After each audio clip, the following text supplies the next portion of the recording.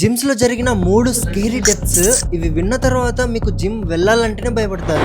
సక్షం అనే అబ్బాయి morning treadmill చేస్తుండగా థ్రెడ్మిల్ పైన నుంచి సడన్ గా కింద పడిపోతాడు. అరే ఏమైందనేసి అందరు దగ్గరికి వెళ్ళి చూస్తే స్పృహలో లేడు, హార్ట్ అటాక్ వచ్చింది అని అనుకుంటారు. హాస్పిటల్ తీసుకెళ్లే లోపే అబ్బాయి చనిపోతాడు. రిపోర్ట్ చూశాక అందరు షాక్ అయిపోయారు.